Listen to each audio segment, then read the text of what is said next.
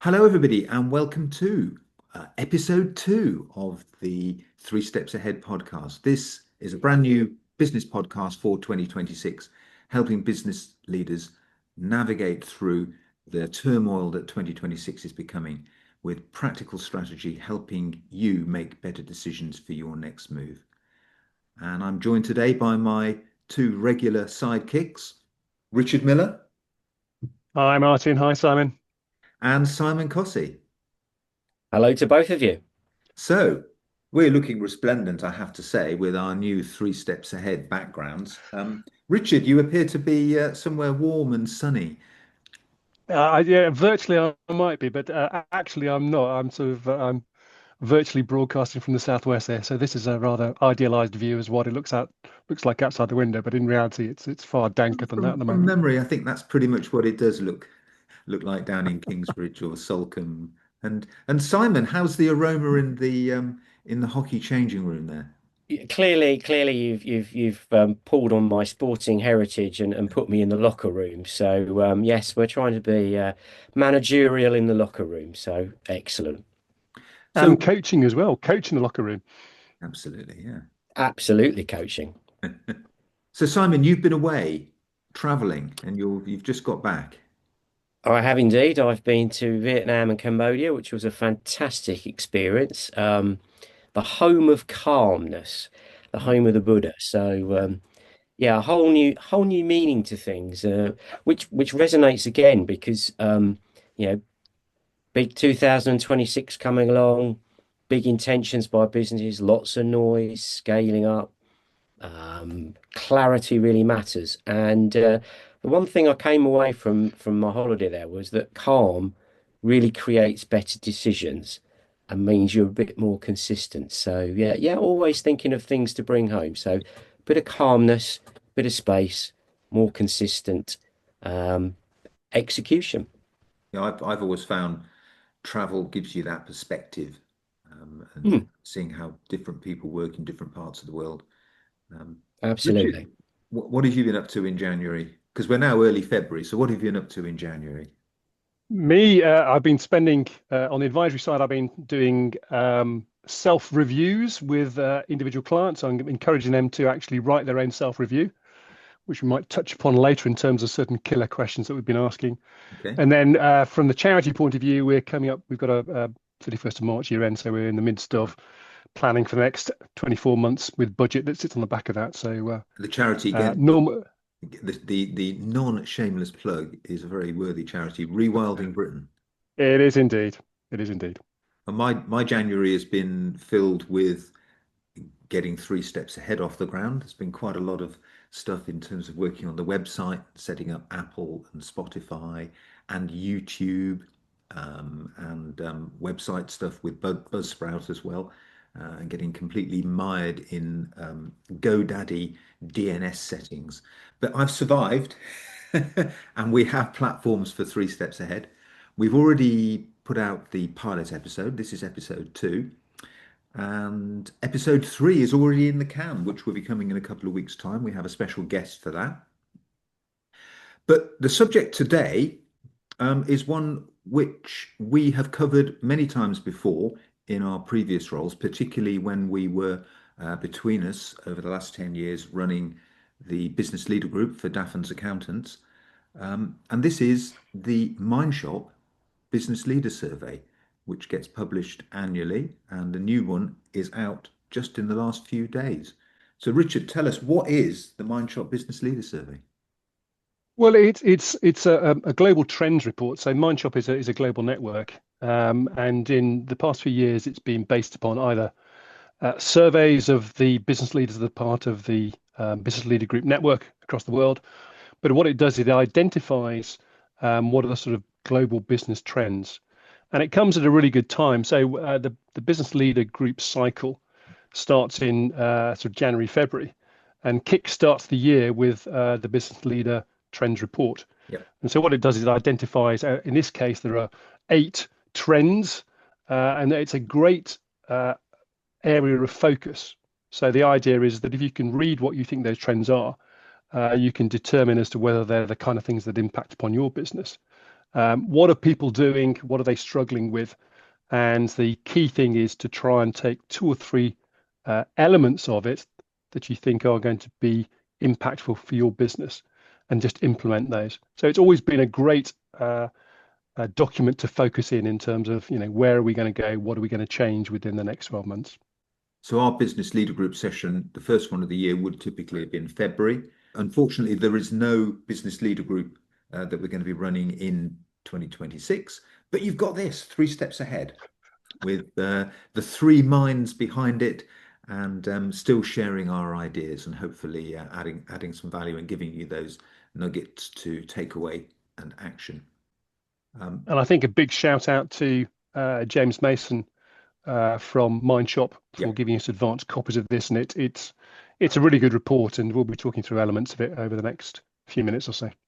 Mindshop being an Australian-based network for accountants and advisors, but it's all over the world. It's big in the UK, big across Europe, big in North America and in Australasia. And between us, we've been involved with Mindshop for well over 20 years. The Mindshop Business Leader Global Trends Report then for 2026 is headlined as the AI Augmented Leader with 8 leadership performance trends for 2026. The way my brain works is I need to know what the 8 are, so I'll rattle through the 8 and then we'll do a bit of a deep dive into ones that resonate with us individually. The 8 leadership performance trends for 2026. The first one is AI integration and augmentation. Number 2 is relearning core leadership skills. The third is psychological endurance. Number 4 is strategic productivity mastery. And then 5, leadership operating cadence. 6 is reputation intelligence.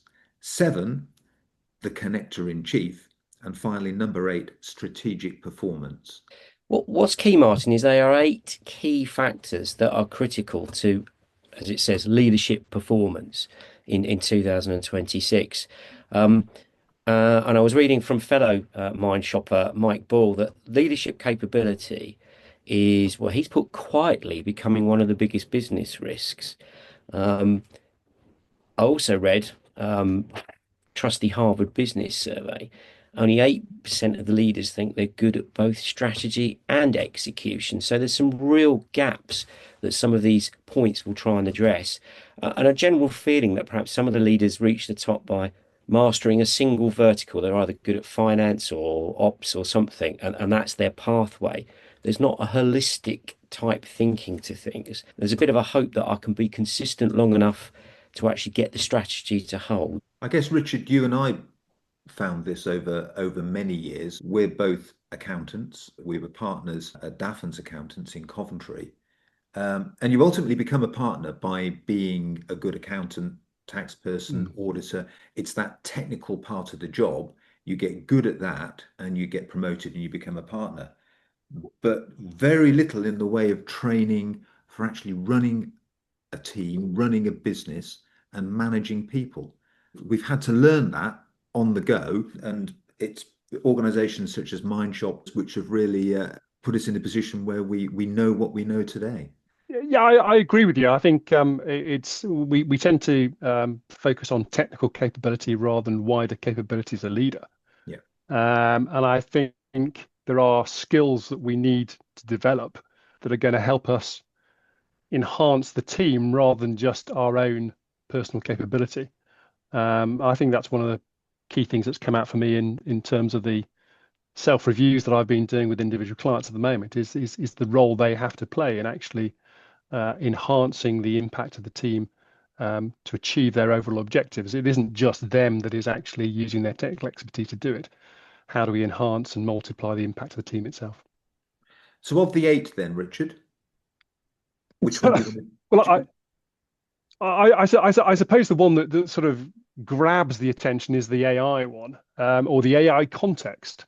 And I know within Mindshop and Business Leader Group, we've probably been talking about AI for the last 4 years or so. And in the early stages, it was a sort of slightly quizzical response amongst the people within Business Leader Group. Whereas I think this for the first time this year, there is that tangible feeling that there is something that AI could do to enhance or perhaps give a risk to our business. I think this is the first time that really we need to look at engaging with the AI in a productive way. Having said that, the ones that I'm drawn to, the two that sort of resonate with me are the relearning core leadership skills Yep. and the psychological endurance one. Relearning core leadership skills is really key, and I think it's interesting the emphasis on relearning. Now, a few years ago within Mindshop, we talked about how do you relearn, and a key element of relearning is what do I need to unlearn. And so the concept there is that we probably acquired certain ingrained, outdated ways of thinking. And so before we actually start to learn new things, what are the things that I'm going to put aside before I learn those new skills? And I think the learning side is really important. When we look at the change success model, which was based upon research done by Chris Mason, of the factors that help drive the probability of change success, 40% of that is actually the capability of the people and the capability of the organization. So you need to determine, how capable am I and how capable of my team to actually deliver on the strategic objectives I have. Yeah, this one resonated with me as well. I think if we look a little bit deeper, there were five performance insights under that. One of them is obviously embrace a contrarian mindset. And they kind of describe that as a bit of elite man thinking. It's becoming a strategic competitive advantage because you're setting yourself up for the future. Again, I love a stat, but it's said that 82% of employees trust a leader more when they express a clear, even if it's controversial, opinion, as long as it's delivered in an authentic fashion. And we spent, Martin and I, obviously, when we delivered Business Leader Group last year, spent some time on our virtual Venn diagram, which is obviously communication EQ skills, strategy, decision making, change and implementation, as you've just mentioned there, Yep. Richard. And I think from them, if you're a leader, there's three different boxes you can pick: leader, manager, and with my hat on, perhaps business development. If you're a leader, you need to be authentic. You absolutely have to have a clear vision and strategy and a growth mindset. If you're a manager in the business, you need to be a good problem solver, focused on continuous improvement and working on your listening and questioning skills because you're a bit more at the coal face. I think business development, growing the business, lots of energy, have that contrarian view. That's going to push the innovation boundary and be tenacious. Rather than act a watch and wait approach, you need to act and adjust. So going back to the relearning of core leadership skills, I think one of the things that does come out here is that so many business leaders will have had some training or done some research or learned some stuff that enables them to analyze and plan, but they are, come 2026, a lot of them are relying on muscle memory, that Mm. it's just ingrained. And what is suggested here, that a key thing is going back and revisiting that stuff and reminding yourself on some of the basics. So for us, that's now where, how, planning, it's magic wand, basic core tools, and going back and refocusing and relearning. And maybe that's where some of the unlearning comes from. Yeah, I think you're right. I think it comes back to the whole idea of what may have been traditional ways that you've approached leadership or traditional learning, Yeah. and it's that if you look at sort of Simon's contrarian approach, thinking about a different way that may be more effective or may actually multiply the impact of your team. So the third one, Richard, which I know is one that did resonate with you, is psychological endurance. Do you want to talk about that? Yeah, I think there's a lot of pressure on individuals within organizations, be they owners or people working within teams. There is that pressure to get stuff done. And so I think when you read a report, sometimes there's sort of certain light bulb moments. And there was one for me, which I thought that's exactly how I feel about organizations I'm working with. And it said that leaders are recognizing that resilience, health, life balance, and self-awareness aren't well-being extras. They're not extras, but they're critical performance foundations for themselves and for their teams. And over the last couple of years or so, a lot of what I've been doing is focused on impediments to execution. So what is it? If people have got a good idea and they have the capability, but they're not actually delivering, what is stopping them? And often it can be psychological. And so one of the books that we've all talked through previously is Shirzad Shimen, which is Positive Intelligence, where he looks at sort of saboteur behaviors. So our mind can actually help us. It can be our best friend, but it also can be our worst enemy. And so there are certain times when we have sort of habitual thinking, which actually self-sabotages us. And I think one of the key things that I'll ask with clients is that they actually do some kind of assessment of that to try and work out what is it within their brain, what habits have they got, which are actually holding them back in terms of their execution, because they don't have that belief. And how do we change that to make new habits? So I think that's very much to do with psychological resilience, understanding our saboteurs. How do we change that? I'm interested in terms of just coming back from your Vietnam trip as to how the idea of sort of mindfulness and calm thought feeds into that idea of personal resilience. That's a jolly good question. Yeah, it was pretty manic because there's so many tourists, but the calm thing's there all the time. I Anyway, think you find you were a let me. tourist, weren't you? So, Yeah, it's me too as well on a bus. Richard, I couldn't agree with you more there. I think you've mentioned resilience a few times there. It's no longer a nice to have. It's an absolute performance advantage. And the thing that we're all having to deal with is that the pace of change is almost much faster than our brains can keep up with. Organizational change over the last 4 or 5 years, I was reading, has accelerated by nearly 200%.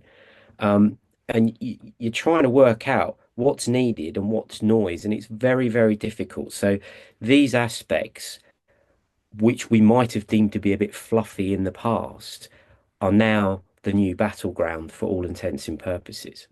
and very much making sure you look after yourself, you protect yourself, avoid pushing the red line for peak performance, but make sure you take breaks, make sure you plan holidays, and look after yourself. Factor number 4 then within the report, strategic product mastery. And one element of this which I really like, it's the Pareto rule, 80-20, and focusing on where you can add the greatest value. So what are the 20% of things that you can do as a business leader that's going to give 80% of your impact? I mean, when you have a look at the report itself, it actually introduces a theme, and then there are 5 key performance insights, which are there as a sort of calls to action in terms of how you can do this. I think one of the key things that come through is leverage. Yeah. How do you have finite resources, and if you're in the charity sector, you're fully aware of that in terms of what resources do we have available to allow us to make impact. And then within a commercial organization, it's how do I actually best use those resources to maximize the shareholder needs, which tend to be growth and profit return. So I think the thing from my point of view that comes through quite strongly in this is the ability to use your team, because that's a resource. How do you best use your team as a resource to actually deliver on those objectives? And one of the key elements here is delegation and automation. And one of the things I've been looking at with clients since the turn of the year is revisiting the idea of multipliers, which is the Liz Wiseman book. Yep. So how do you as a leader ensure that you are helping to multiply the effect of the capability of your team, rather than being a diminisher? So the diminishing leader is someone who will, by their outlook and their actions, will actually lessen the effect of their team. So I think it's part of that is delegation. So part of that is giving them the ability and the capability to do stuff, but part of it is just letting them go, let them get on with it, let them make mistakes. And within all that, using AI to speed things up, to add some clarity, to give you the depth, to give you the framework that you can explore things in, so that you can boost your leverage, and spend more of your time doing what really makes a difference. Yeah, it's quite interesting, obviously, looking at the equation and just listening to Richard there. Really, when we talk about strategic productivity model, I think your mind immediately takes you to the productivity of a machine or an output of something, where really the equation we're focused on, it uses the word strategic relevance. And the points that we've raised there are soft. They're not the number of widgets that are made in an hour. It's all around that strategic relevance of your interactions with your team, as opposed to us focusing on more of the hard productivity that you would have in a business around how many units you're producing, economies of scale, etc., etc. So, again, this is where that new framework comes into play. This EQ people part is gaining momentum. Yeah. The fifth factor is very interesting, and this talks about leadership operating cadence. It talks about the pessimist complains about the wind, the optimist just expects it to change, but the leader adjusts the sails. A quote from John C. Maxwell there. So, operating leadership cadence, Richard. Yeah, I think probably about 3 or 4 years ago, I didn't know what the word cadence meant, but it's now become part of the sort of parlance of Yeah. modern business. And ultimately, it just means a rhythm. We have rhythms within life that help things happen, sort of habitual means and ways of doing of things. And so I think it's a lot of this is about building that cadence within your organization. And I think the way that that works well is to actually um, determine exactly what meetings you have on a regular basis. So I know within the charity we run individual programs and we have quarterly review meetings, and so that's effectively saying, are we still on track from a strategic point of view? Has what we've done actually delivered the actual outputs and outcomes that we wanted from a strategic point of view? But a key element that's built into that is a retrospective to say, having done what we've done, do we want to change direction, or do we want to change the way that we're actually applying our resources to do this? And I think it's that retrospective, and I think that's what the quote is saying, that the ability to be able to adapt. But I think having that rhythm, it becomes part of the normal cycle. And if you have that, if you have those touch points, if you have those points of interaction, it's more likely to get to get accepted within the normal way of doing things. Simon? Yeah, I mean, we come back to a point I think we raised right at the beginning. There are leadership competencies for leading an organization, and then there are leadership competencies that create impact, inspire, motivate, build strong relationships, build bigger, better teams. Um, I think also this changing leadership operating cadence. It's leadership at every level. I've mentioned this before, I'm sure, that it's about having the right leader at the right point. There's got to be less hierarchical. It's much more focused around who would be the best person to deliver on that, and they can lead in that moment. I think your internal audience here, when we talk about your operating cadence, your employees are your visible extension of your reputation. Um, so when they believe in the strategy, it travels externally with credibility. So it's really important that there's no one-way dialogue. In a world where we've got like a Yeah. perma crisis all the time around something, it's so important that your leadership cadence builds trust first. I think that probably rolls quite nicely, Simon, into factor number six, which is reputation intelligence, which I know is something which, again, sparks with you. Yeah, definitely. I mean, I scribbled a fair few notes around this. I mean, obviously, we've mentioned AI, and AI content is everywhere. So um, people are having to work harder to convince people and to be different. Um, Leader visibility is absolutely key. For reputation intelligence, read personal branding, and it's not Yeah. a marketing exercise. It's leadership in public. It's now a non-negotiable. If you've got a title then your personal brand needs to match that title in a sense. You got to be proactive. It's not a reactive thing. It's a strategic asset, not just for you, but a strategic asset for your business. Um, Unfortunately, or fortunately, whichever way you look at it, in today's world, your digital reputation is your reputation because that's what everyone can look up. Yeah. So you need those who optimize their profiles. This might have been a little thing from LinkedIn, I don't mind saying, are 40 times more likely to receive relevant opportunities and referrals. It's not just about visibility, it's also about consumability, if you want. Those that have high reputation intelligence as well are big readers, big thought leader readers as well as producers, no longer being sufficient just to be, a lawyer, an accountant, a baker, whatever. Yeah, word of mouth goes so far, Yeah, but having that authentic content that you've either got on yeah, your own website, yeah. or these days via LinkedIn, that is essential in making you stand out as the thought leader. And bizarrely here on a recruitment point as well, actually, 70% employers say that if you've got a strong personal brand and they can see that, that's more important than your resume. Yeah. What does it say here within the report? A leader's reputation or personal brand is now a strategic asset that shapes trust and influence.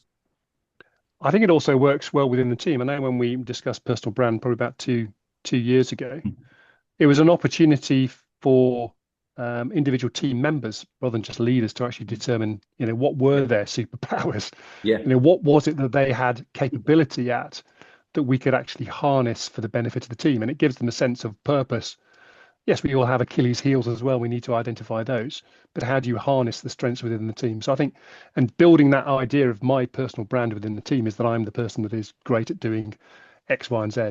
People don't necessarily see their own superpower, but you Mm. could look at Yeah, somebody else yeah. and go, no, you are the go-to person for VAT, or you're the go-to person, in your case, Richard, for business advisory. Um, Mm. People's superpowers are not necessarily evident to them. We could have a whole session on this subject. It's such a key differentiator. Um, because just the competitive landscape is leading in that direction, and then obviously, secondly, because of the AI aspect of AI almost driving a bit of commoditization around that. So you've got to work doubly hard at being different. That's what people will remember. There's something I want to add to that. I mentioned that there are a couple of light bulb moments for me during reading this, and it really resonated. And we touched before in terms of the core leadership skills and personal resilience about self-sabotage.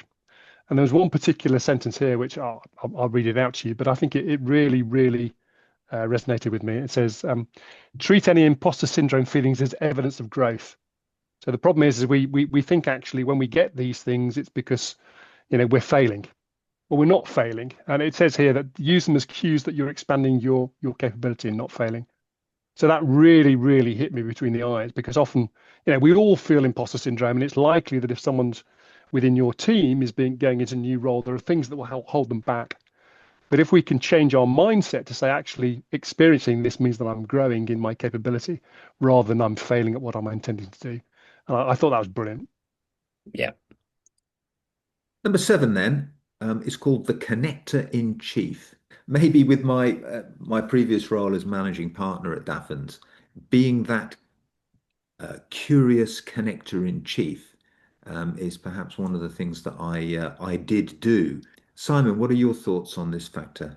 The connector in chief bit really for me is all about that growth mindset, that restless curiosity that you must have. Obviously, manifests itself in questions, listening, etc. If you said connector in chief, people might focus around a networker solely. You're now a systems integrator. You're investing in success, embracing change. This is again fits very closely, I think, with your personal brand. If you're the leader, yes, you've got to bring all these parts together, being seen to be a connector, a collaborator, which leads to better outcomes. It's going to put you on the map. In episode 3 of Three Steps Ahead, which, as I said earlier, we actually recorded last week, I go into in quite a bit of depth with our guest, Sarah Alexander, why I am curious and how that drives me. In the words of James Mason, curiosity is a key competitive advantage for high performing leaders. Leaders who embrace being a connector in chief can blend curiosity, acumen, diverse networks, powerful questions, and again, weaving in and out of this as the connector in chief, using AI in the background is there with all of this. And it's just trying to work out how you can best use it to augment what you do. I know factor number one, right back at the start, was the AI augmented leader. I think the AI augmentation is really filtering through everything. We need to start using it to enhance our problem solving, not solving the problem, enhancing our problem solving.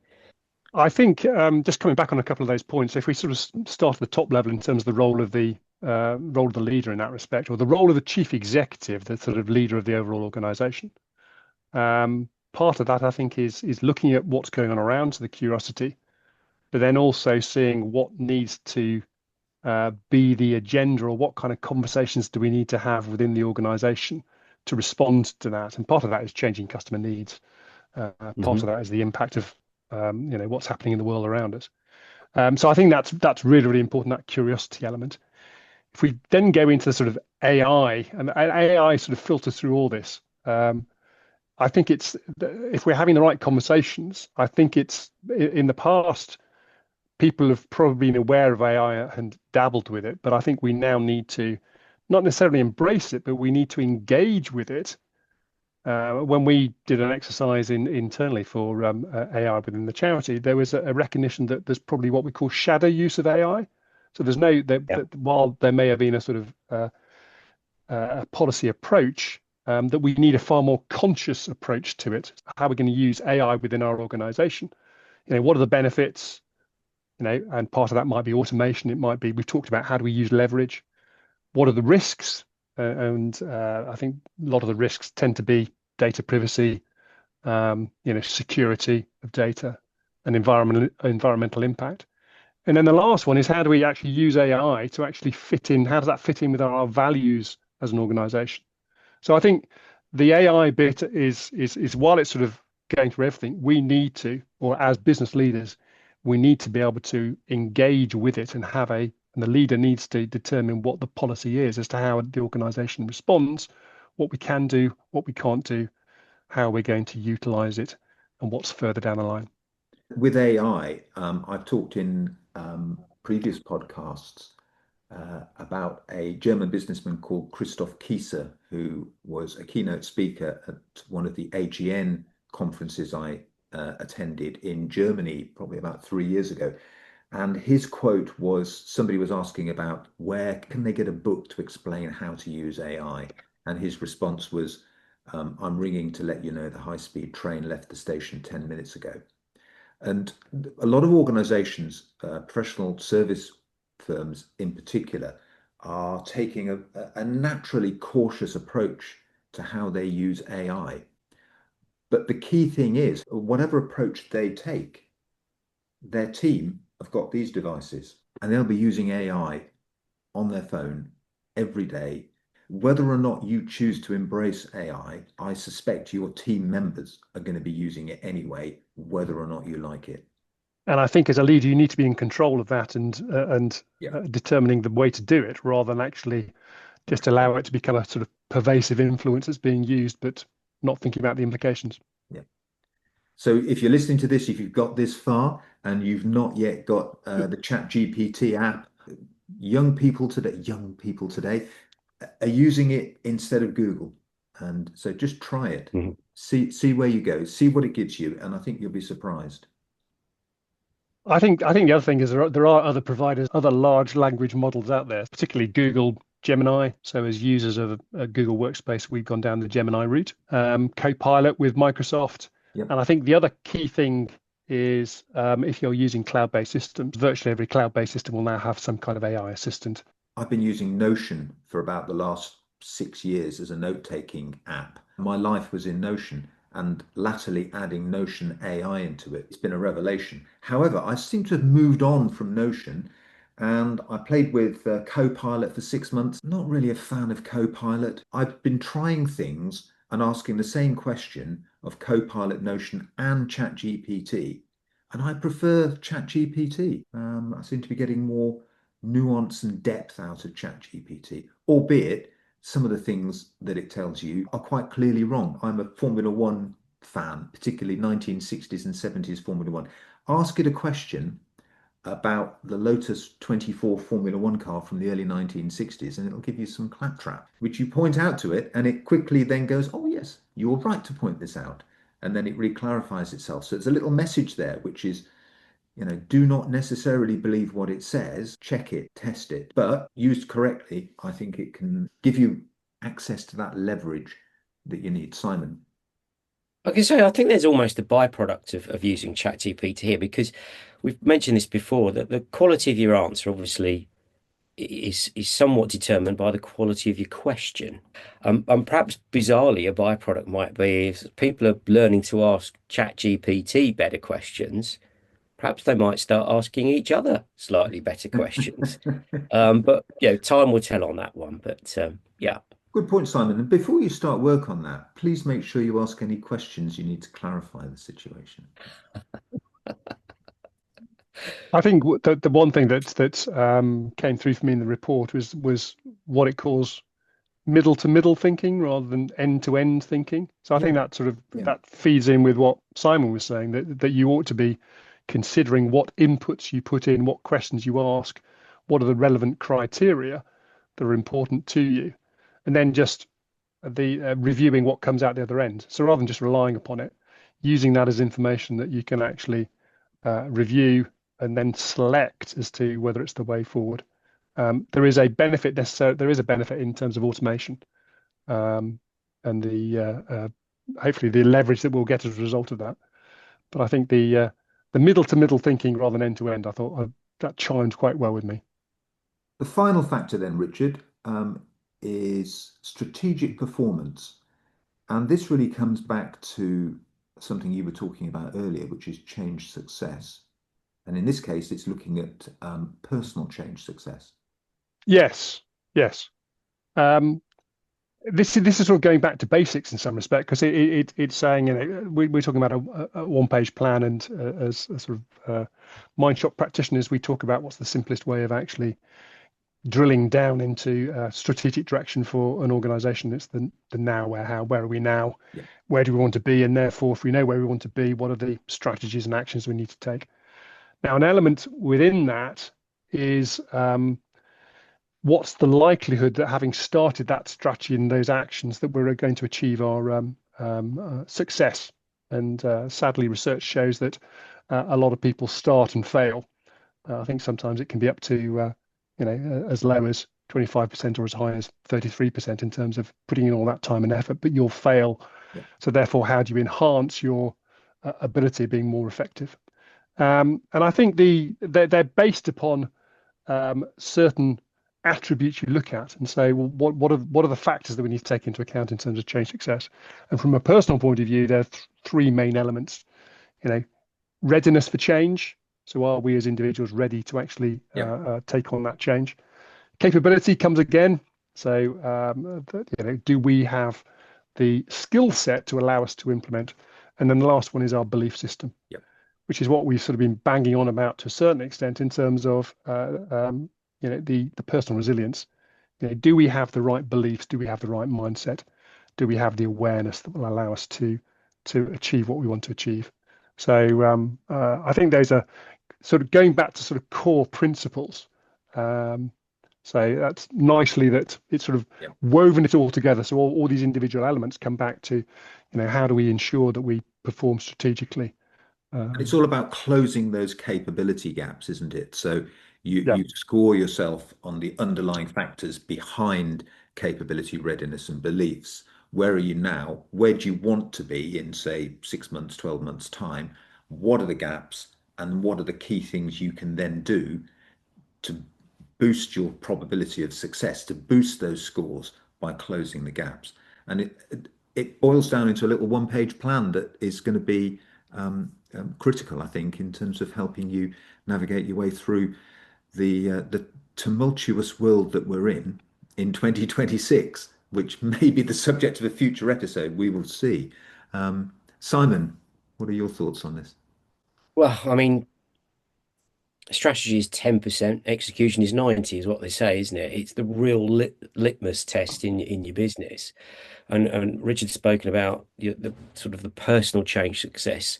Change within the business is just the sum of all those personal change successes. And for me, perhaps execution starts and ends with culture, because if you've got the right culture, the right mindset, then you'll achieve much more change than perhaps other businesses might do. I think there are four dynamics to execution that perhaps are not necessarily always given the right airtime. One Okay. is obviously focus on what the really important factor is. We end up with too many change parameters. Act on lead measures. KPIs, you've got to work out what you're trying to change and measure it so you can adjust, act, and adjust. As it says, keep a compelling scoreboard is the phrase I've written down. And create, we've used this word again, cadence, but of accountability. And I think that's the first time we've used that word in today's podcast. Mm. But yes, that accountability is absolutely key in any business today. Um, in a positive accountability. What have we done? What do we need to do differently?